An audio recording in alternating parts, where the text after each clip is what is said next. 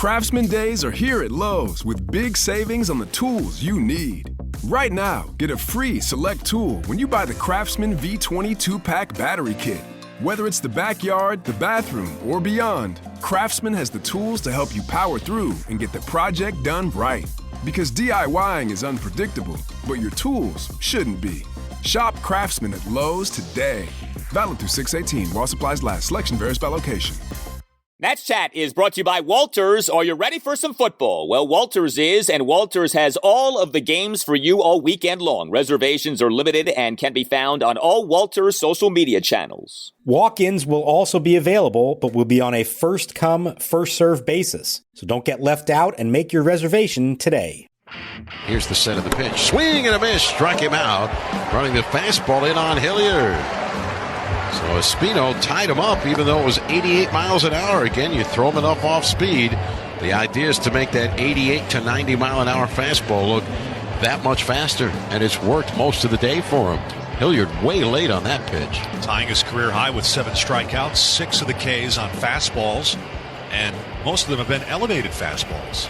And welcome to Nats Chat for Monday, September 20th, 2021, along with Nationals insider Mark Zuckerman of MASNsports.com. I'm Al Galdi, host of the Al Galdi podcast. Well, for the first time in more than 3 months, the Nationals have themselves a shutout win. And that perhaps says as much as anything about the state of the Nationals pitching this season. But a 3-0 shutout win over the Colorado Rockies at Nationals Park on Sunday afternoon to avoid a 3-game sweep and to inch ever so closer to making sure that the Nationals do not have a 100-loss season in this 2021 season. That's now 61-88 on the year. Mark, we are not used to this. Zeros being put up across the board by the Nats pitching staff, and in a series in which we saw some of the worst of the Nats pitching staff, we see some of the best, and I guess nothing epitomizes the Nats pitching staff this season better than this. In a series in which you had a highly touted pitching prospect start, a $140 million starter start, it's the journeyman, our guy, the secret weapon, Paolo Espino, who ends up giving the Nats by far their best outing from a starting pitcher in the series. It was a great start by Paolo, and then it only took 5 relievers to cover the final 3 and a third innings. So good on them. 5 guys combined for that would be 10 outs. But hey, scoreless, kept them off the board. A couple little questionable moments, but it all worked out in the end. But yeah, I want to talk about Paolo because at different stages along the way this year, we kind of thought to ourselves, oh, maybe the carriage is turning back into a pumpkin here. And certainly his numbers right now aren't what they were in the first half of the year when they were just out of this world. But you know what? He's over 100 innings on the season now. He's got an ERA in the 3s. And if anybody had told you that on opening day, or even on the day that he made that first emergency start for Steven Strasburg, that you're going to get 100 innings from this guy and a sub-4 ERA, how great is that? You know, we're well past the point of being able to say that anything on a team level is going to be a positive this year. But there are some individuals that are definitely worth celebrating. And to me, he is high on the list. This has been such a pleasure to watch him all year. And I've said it, after every time he wins one of these games, but you can just tell what it means to him. This season has meant a lot to him.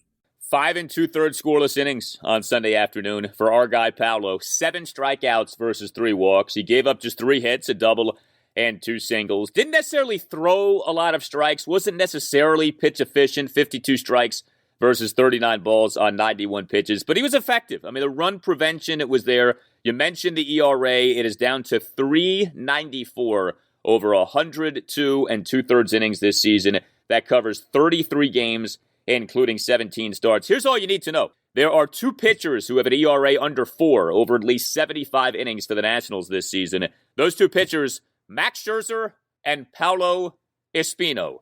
I mean, to me, it's, 6 1/2 dozen in the other. Scherzer and Espino, Espino and Scherzer. But those 2 guys, the only guys, at least 75 innings, ERA under 4 for the Nationals this season. That says a lot about a lot, but it is very much a credit to Paolo.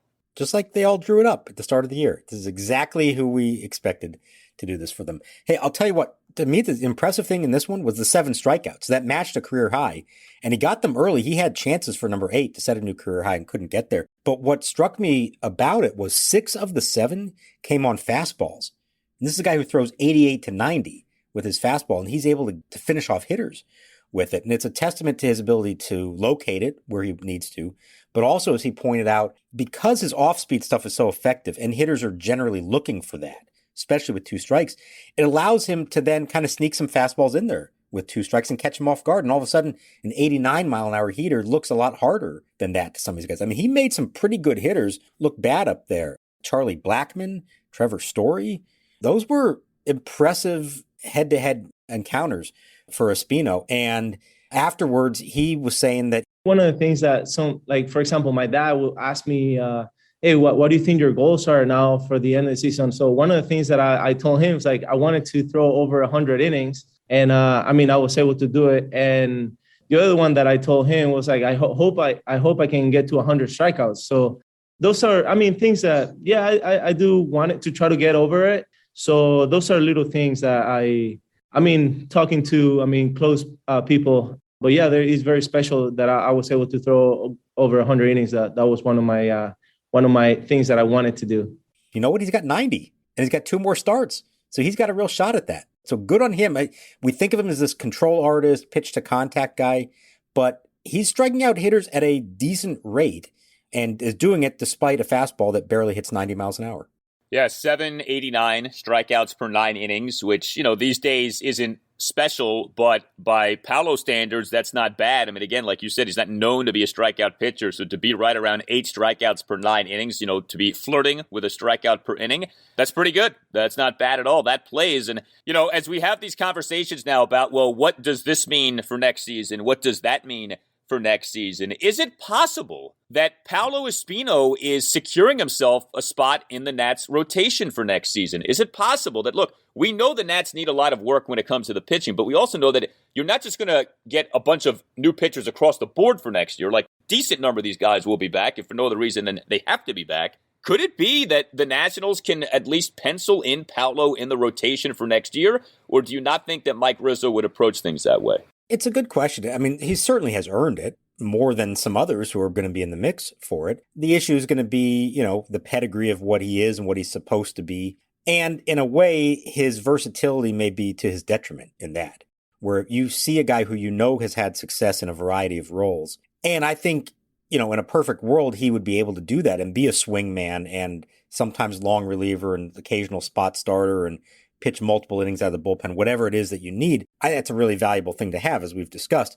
But it may be to his detriment because if you're Mike Rizzo and Davey Martinez trying to map this all out, you might think to yourself, okay, let's try to find 5 better starters and then allow Espino to be in that kind of role. But here's what I would say. There are so many unknowns going into next year. And even we can say now that going into February, that there are going to be guys in camp that you really don't know what to expect from, either because of injury or because of this year's performance.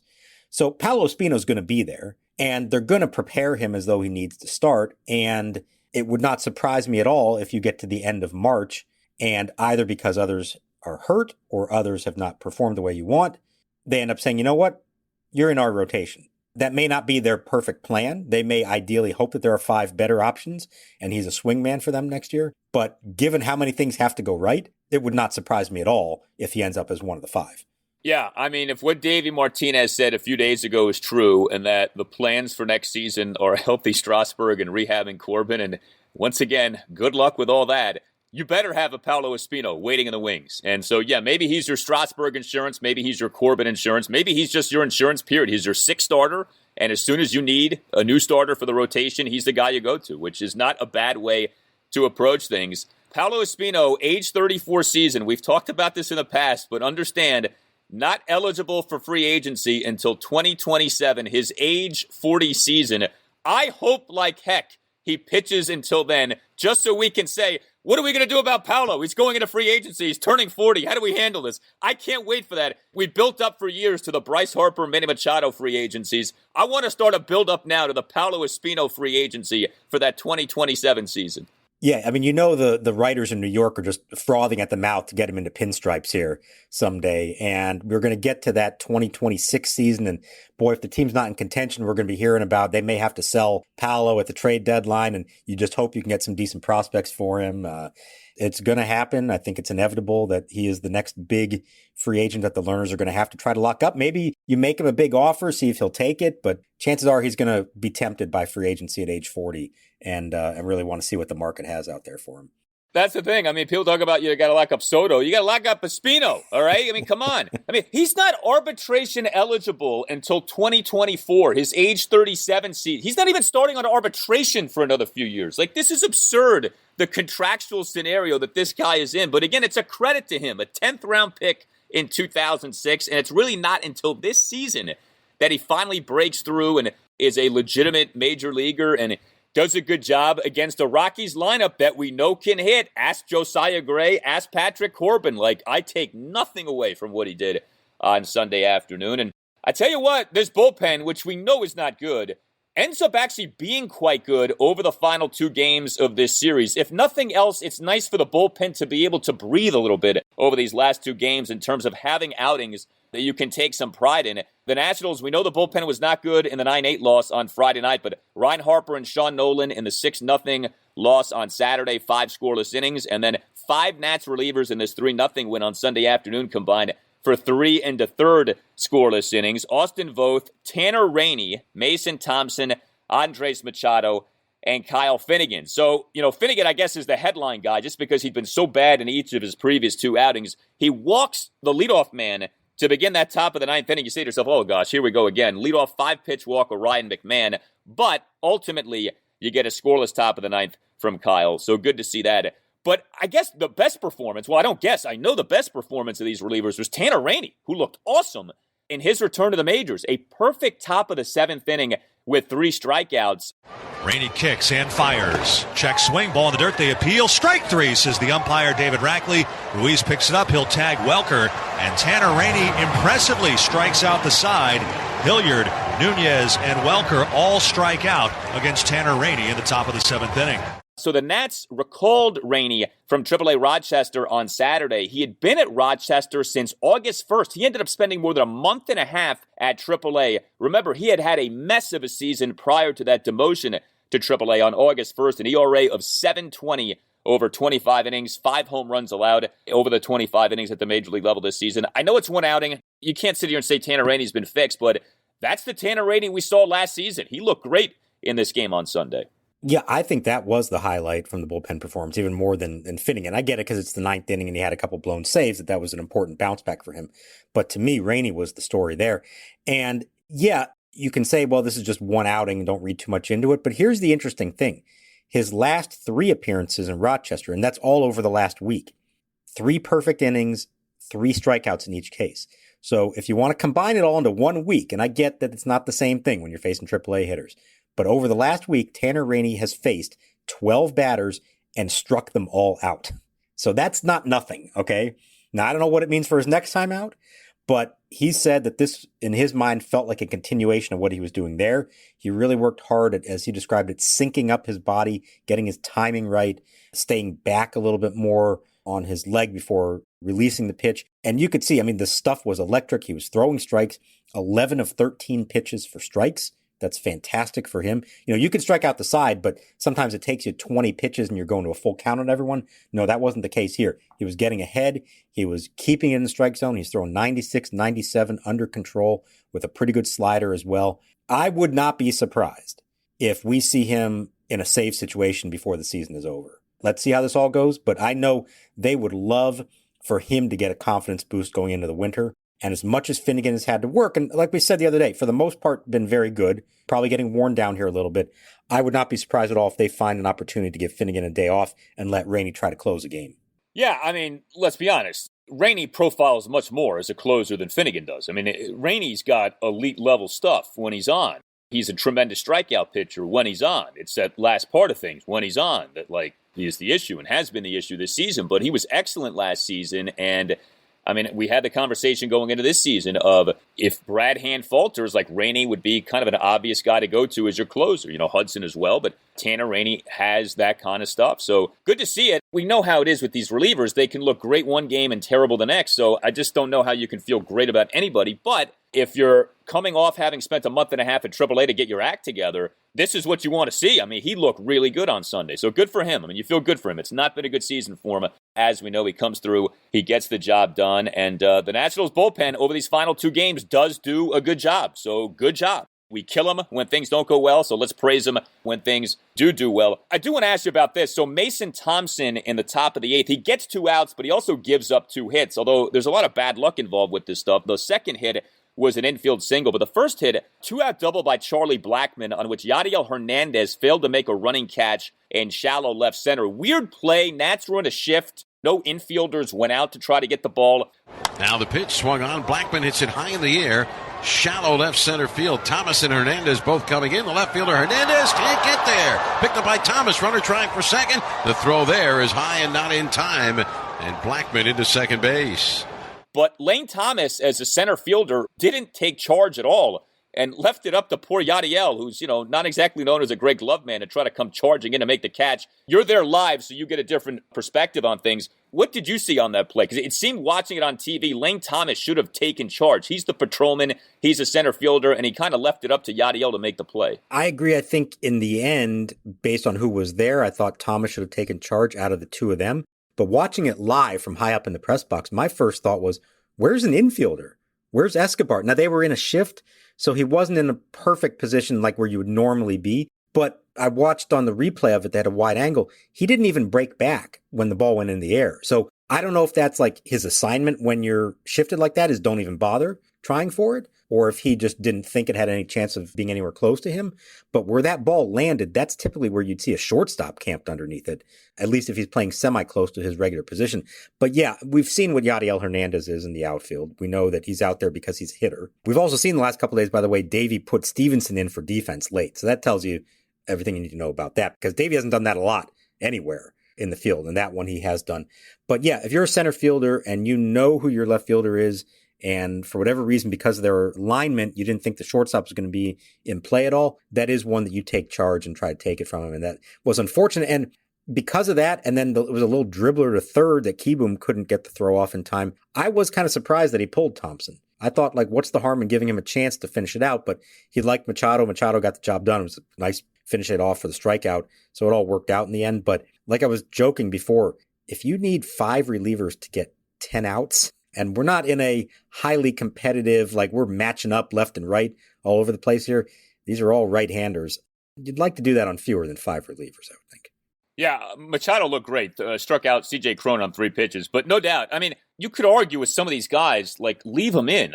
You could have argued that with Rainey. He didn't throw that many pitches. Would it have been the worst thing in the world for him to pitch another inning? But the Nationals, they very clearly like to do this, of get in, get out, which I don't blame them for. If you have a good bullpen, that's probably the way to do it. But the issue is they don't really have a good bullpen. And we saw in the previous game how the approach of just letting one guy ride it out can work. Sean Nolan did a really good job in that long relief role, albeit in a loss on Saturday.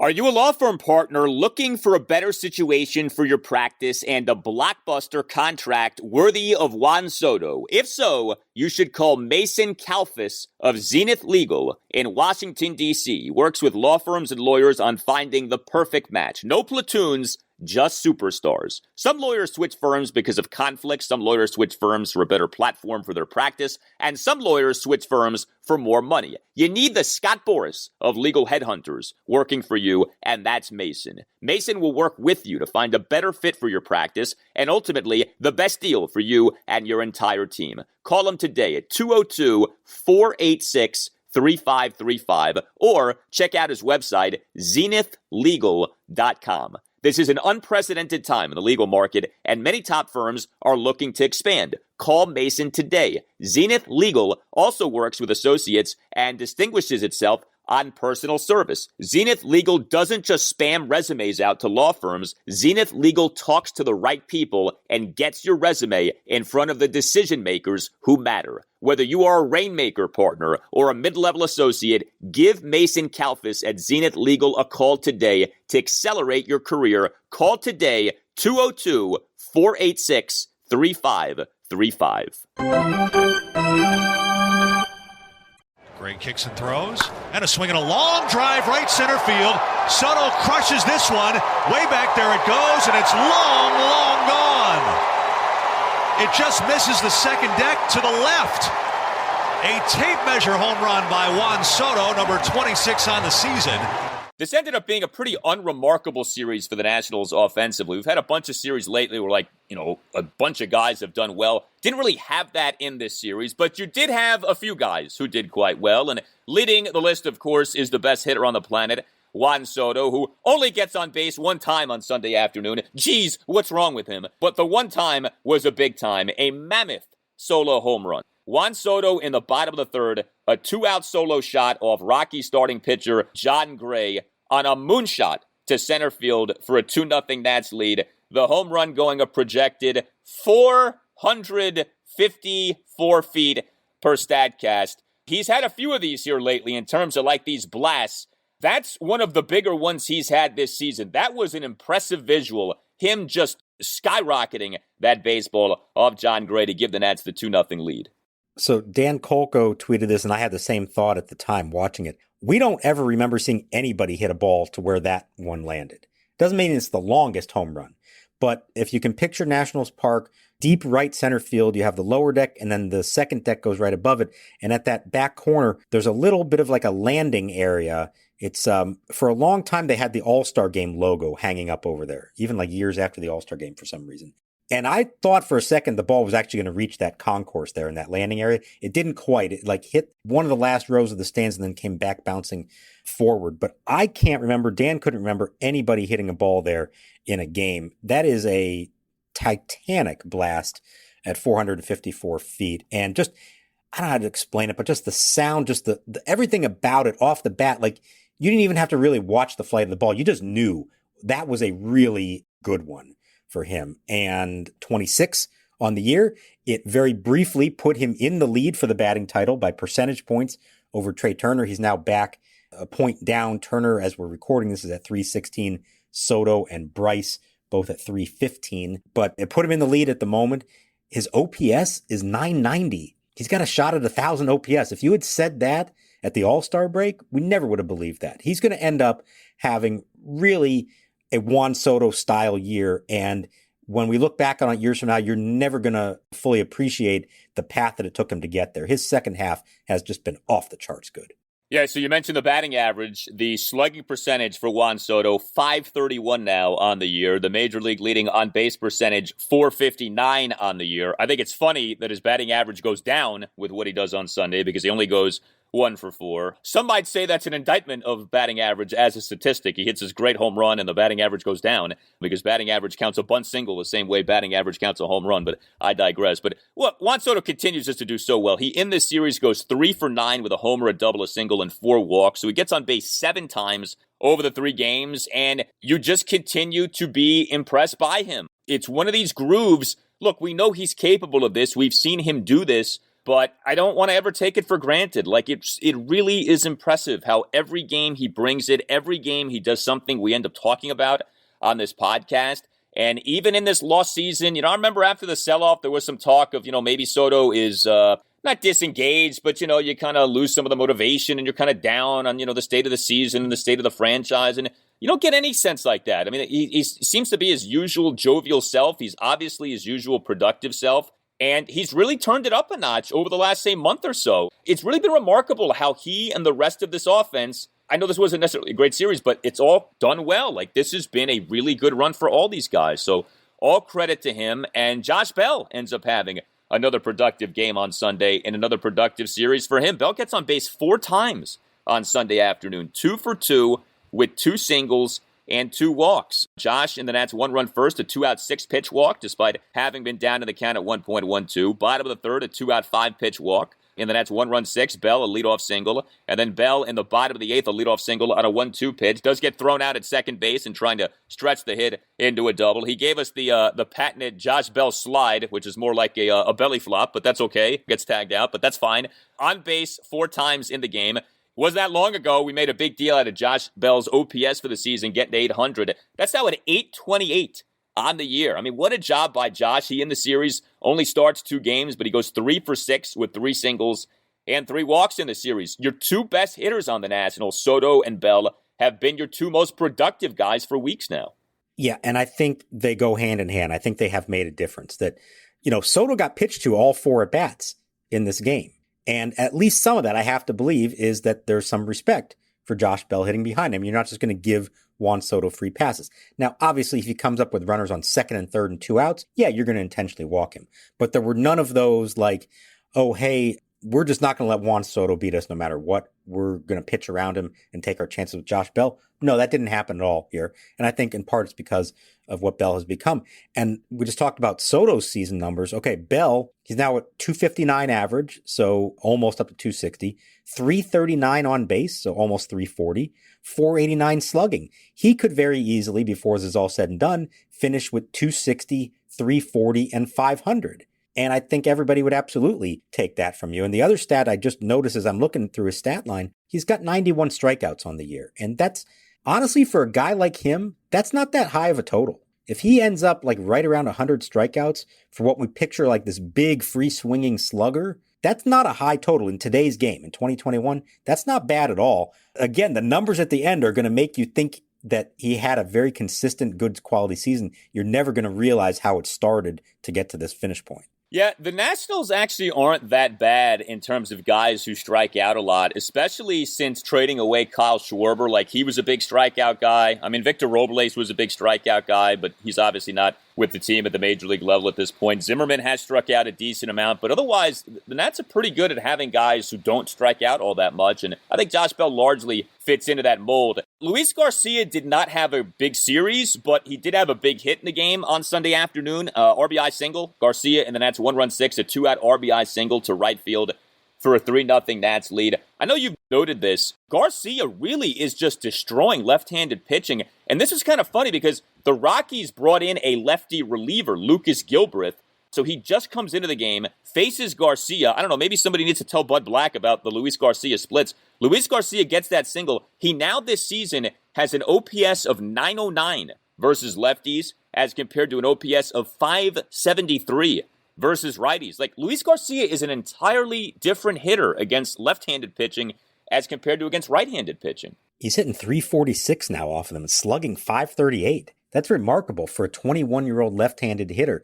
And like we've mentioned before, he was doing this at AAA. So this isn't just out of the blue here at the big league level. And I think some of it is he bats with a little bit of an open stance, and he really is good at turning on an inside pitch and driving it to right field. For the moment, pitchers are approaching him that way. And you would think eventually they're going to start feeding him away. And his only hope is to now do what Juan Soto does, and that's drive the ball to the opposite field. So we haven't seen him need to do a lot of that. But for now, if he's able to take advantage of those inside pitches and turn on them as a left-handed hitter, that's fantastic. They just got to get him now going against righties, and you may have something here. But, the more you watch him play, the more you think to yourself, there's something there. Like, we can see that there is some real talent there. It's just a matter of putting it all together, gaining a little more experience, because, again, he's only 21, and he really didn't even play that long in the minor leagues because he was hurt one year. He's very raw. And to be in the spot that he's in, I think he's done a pretty good job. You want to see more consistency, obviously. You want to see him start to hit right-handed hitters. You want to see defense a little bit better on a day in and day out basis.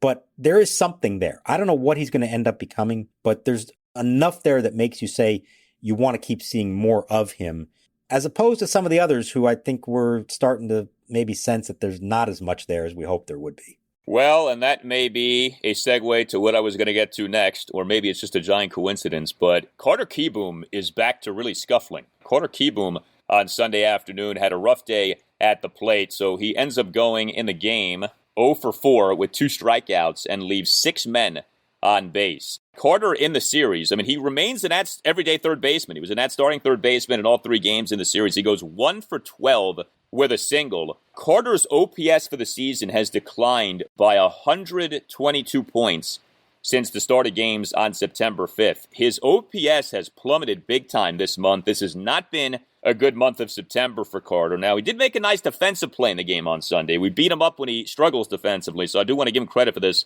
And the pitch. Swing and a tapper up the third base line. Fair ball fielded by Kieboom, charging in, throws in the run. Out is the call at first. Good play by Kieboom. For the second out in the top of the eighth, a Brendan Rodgers grounder. Kieboom did a nice job of charging in, making the scoop, and then delivering the strong throw to first base. And Josh Bell, I credit him too. He made a nice stretch for the out. But, Carter Kieboom is supposed to be a plus hitter. And for a while, we were seeing signs that he was maybe coming around, but he's back to being the Carter Kieboom we've seen too often at the major league level so far in his career. Yeah, look, he's got, and by the way, I knew what I was doing there. I knew how to get that segue. We've done enough. We've done 149 shows now. I know what I'm doing here, Al. Come on, give me a little credit. He's up to 372 big league plate appearances now, spread out over 3 seasons, most of them obviously this year. And his total numbers over that are a 201 batting average, 306 on base, and 292 slugging percentage. The numbers are a little bit better this year, but not a lot. And while there have been some moments here and there that we thought, okay, we're starting to see some evidence of this, taken in its entirety, we really aren't seeing a lot. And yeah, 372 plate appearances, that's not enough to say you absolutely know what somebody is or isn't. I'm not saying you give up on him, but we have more of a body of work on him than we do of Luis Garcia. And that is a little bit more concerning to me, that at this point, there's been more bad from Kieboom than good. And at some point, you're going to look at this and say, okay, is he really the answer here or not? Now, I don't know that they're in a position with all the other needs they have to say, we're going to go find another third baseman this winter. And then they may just say, hey, we're giving him another year. And the position that we're in rebuilding, there's no reason not to keep putting him out there. But one of these days, he's got to start to put things together enough that you can say, okay, we see where this is going. We see development. We see him becoming a long-term piece of the puzzle here. And unfortunately, to this point, those have been way too few and far between to believe that it's going to happen.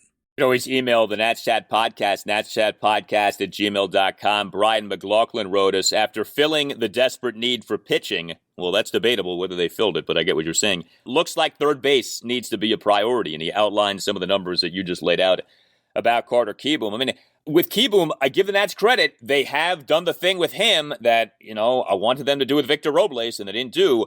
They put him out there every day. You cannot use the excuse of, he's being jerked in and out of the lineup. Like, no, Carter Kieboom has been a fixture as the Nats' everyday third baseman for months now. He pretty consistently is batted in like that number 5, number 6 spot. I mean, he's been given every opportunity to succeed. And, for a while it looked like it was going all right. Maybe he gets back to that over these final 2 weeks, but it's disturbing what's happening in this month of September, which is not a new month anymore. We're well past the halfway mark of the month, and the numbers have come tumbling down. And that is going to be interesting for next year, because it felt like a while you said, all right, well, we've seen enough good from Carter to want to see more for next season. I don't know. Now I feel like we maybe need to rethink some of that, depending on how the rest of this season goes. And I would say at the very least, the Nats need to have another option, another third base option for next year. Like, you cannot just do Carter Kieboom or bust for next season, although given the Nats' recent history, they can say it's Carter Kieboom or bust going into a season, and there's no reason to believe them because they do it like every year, and then it ends up not playing out that way. But yeah, that's been disappointing. We've seen good stuff from Lane Thomas, good stuff from Riley Adams, but not a lot of good stuff from Carter Kieboom, at least not lately. Hey, Nats fans, are you looking to buy or sell a home or an investment property? If so, contact Jamie Coppersmith and the Coppersmith Group at McInerney Associates. A huge Nats fan right from the get-go in 2005, Jamie has repeatedly been recognized by Washingtonian Magazine as a top-producing real estate agent across the DMV. Referred to by a client as a Jedi Master of real estate, he will bring his expertise to bear on your behalf, helping you understand and navigate this challenging real estate market. Jamie is a 5-tool agent who's as patient as Juan Soto at the plate. He has his own version of Moneyball, a strategic and statistical market-based analysis that balanced with a deep respect for your specific real estate needs, goals, and timeline.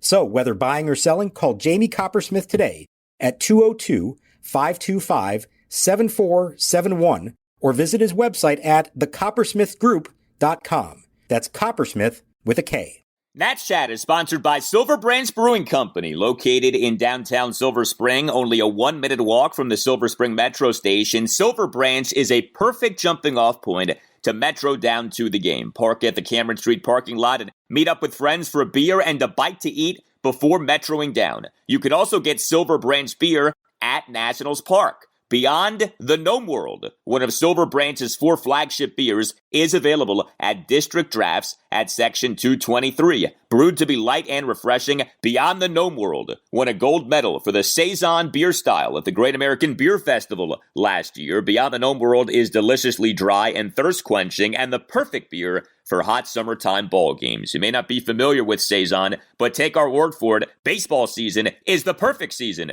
for Saison, and buying from District Drafts to support your local breweries is a gnome run. Go to Section 223 and try Beyond the Gnome World the next time that you're at Nats Park, and make sure you stop by Silver Branch, located in Metro Plaza, just steps from the Silver Spring Metro. Silver Branch Brewing Company, when you come in, let them know that the Nats Chat podcast sent you. I've known Alex for a really long time. Constant professional. Freaking enjoyed my conversations with you. Knows a lot about the game, as we all know. His background is unbelievable, going back to his grandfather, his dad, him. I mean, a world of knowledge in that family of baseball. But what a great person. Well, I mentioned Riley Adams. He doesn't start a single game in this series. Keibert Ruiz started 2 games. Alex Avila got the other start. And there was some news with Alex Avila on Sunday. I don't think this was necessarily a shock to anybody, but he is retiring. Alex Avila, in a pregame press conference, making the announcement he'll be retiring at the end of the season. This is his age 34 season. Of course, his only season with the Nationals. You know, I think, like we've talked about with Ryan Zimmerman, if you're Alex Avila, you really don't have to hang your head in shame. I think Alex, in very limited playing time, I'll grant you that this season, has actually done a pretty good job. 347 on base percentage. He's got a defensive wins above replacement of 0.7. When Yan Gomes is here, we talked about it a lot, how Gomes and Avila were so good at throwing out runners trying to steal. I mean, obviously the Nats parked Avila on the 10-day injured list for months with the bilateral calf strains off that wonderful second base experiment back in July against the Dodgers. But, you know, in limited action, he's done a nice job. And given that his dad runs the Detroit Tigers, I'm sure Alex can have a number of options in a post-playing career. But it sounded like, from what he said to you guys, he very much wants to stay in the game of baseball. Yeah, he's not going anywhere. And even so much so that he wants to be in baseball next year. Like, he wants to take the winter, be with his family, and enjoy that. But he said he doesn't want to sit around for a whole year out of the game and then try to work his way back in. Now, it comes from a baseball family. It starts with his father, Al, longtime GM of the Tigers, but he's got other relatives. It goes back to his grandfather. Tommy Lasorda was his godfather, if you didn't know that. Baseball is in his blood, and he's very much at peace with this decision. He didn't just come to this conclusion. He said he decided several months ago, and in fact decided before the bilateral calf strains, in case you were wondering if that's what pushed him over the edge. He already knew prior to that, and he just decided he wanted to announce it now as we got closer to the finish line. But this guy had a nice career, and I don't know enough people know that around here because we only saw him here at the very tail end of it. But 13 seasons, he was an all-star. He reached the playoffs 6 times. He was a Silver Slugger. He got MVP votes one year. And as he pointed out, probably his proudest thing is that he was a catcher for really a who's who of elite starting pitchers over the last decade. Max Scherzer, Justin Verlander, David Price, John Lester, Jake Arrieta when he was with the Cubs. Obviously now Max Scherzer, Steven Strasburg for a little bit this year. Patrick Corbin, both in Arizona when he was good, and then this year here.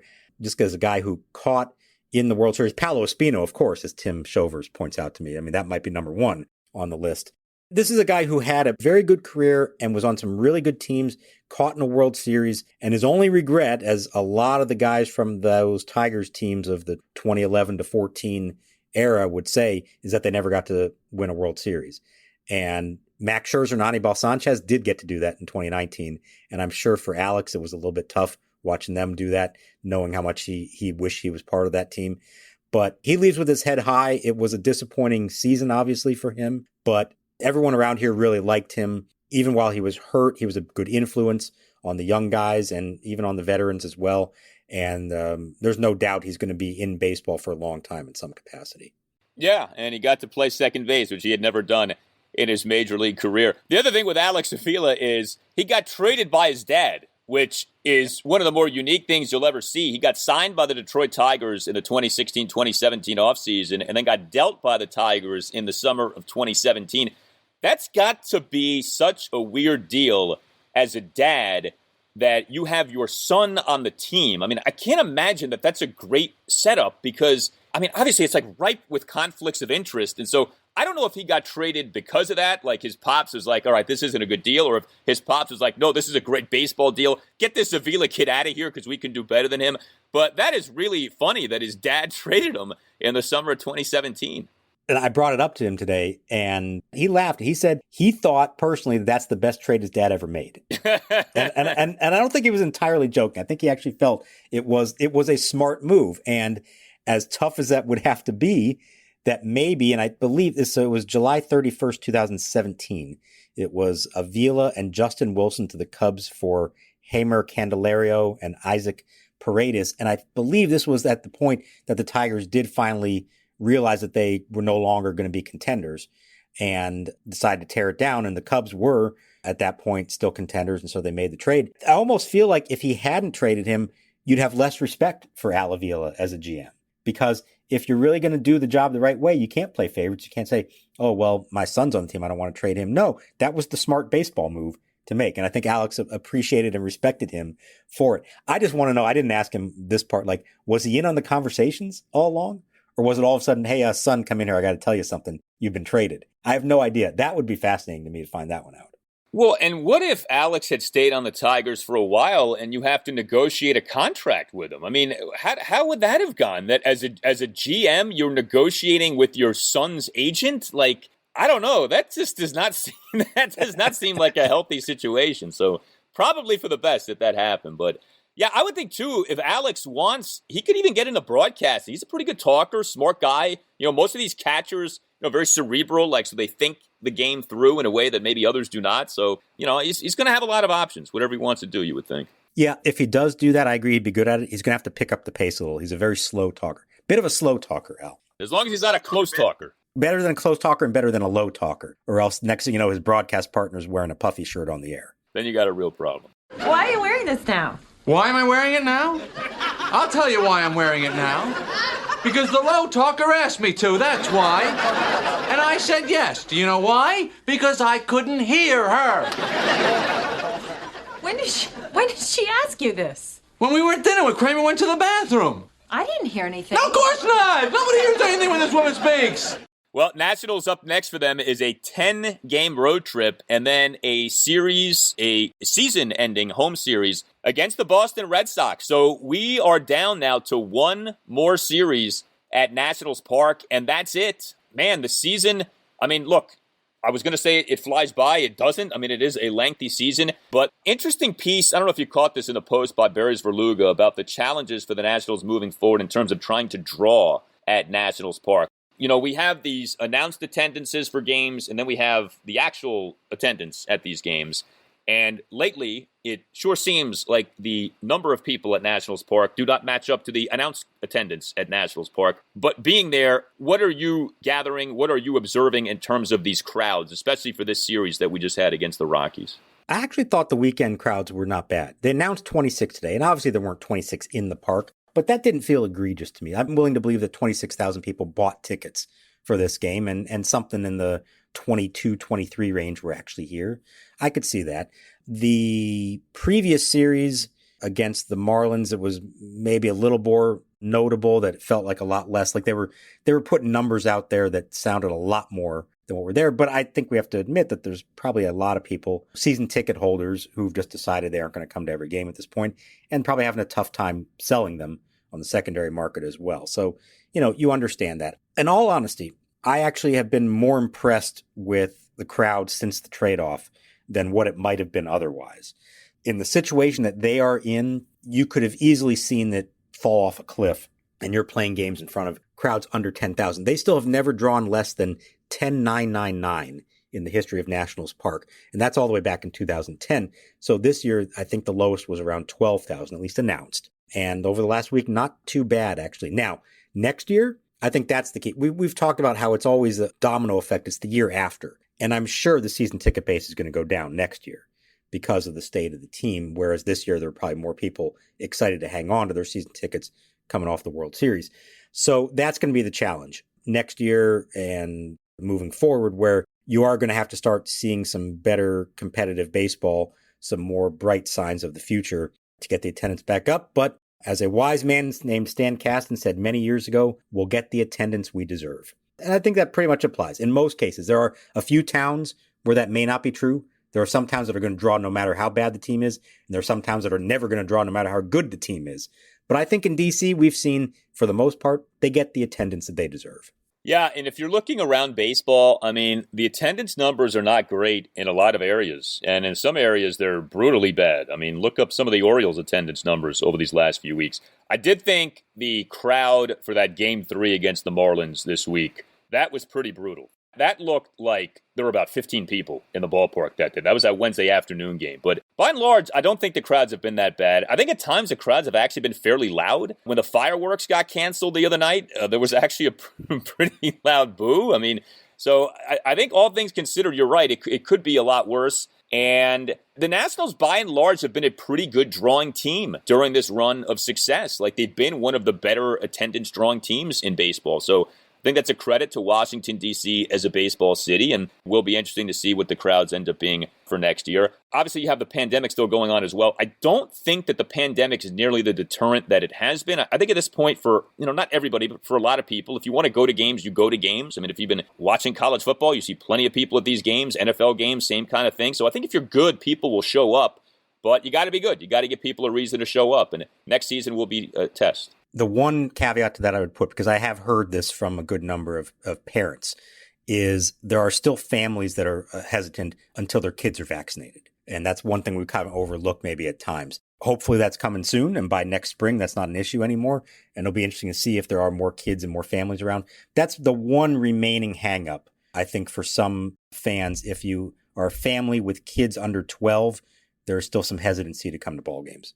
You tell us what you think. You can always reach us on Twitter at Nats_chat. You can always email the podcast, natschatpodcast@gmail.com, including if you'd like to share a tale of October 2019, how you experienced the Nats winning the World Series. Also, if you have a prediction for 2022 for the Nationals, you can email us those things, or you can send us a voice memo with you telling us of those things. Just record yourself speaking into your smartphone and then email the file to us. Again, the email address, natschatpodcast@gmail.com. The ERA for the secret weapon is back under 4, where it belongs. Scherzer and Espino. That's it. That's the list this season in terms of Nationals pitchers, minimum 75 innings, ERA under 4. Get yourself a secret weapon t-shirt by going to natschatpodcast.square.site. All Nationals radio highlights on Nats Chat are courtesy of 106.7 The Fan. For Mark Zuckerman, I'm Al Galdi. We'll talk to you next time on the Nats Chat Podcast. Avila will dig his way in. He's got a 1-for-2 night with an RBI single in the second. He flied out with a couple on in the fourth. The Red Sox in the bottom of the 6th inning will have Middlebrooks, Ellsbury, and Victorino. In the air to right, well hit. Back is Victorino, and this ball is gone.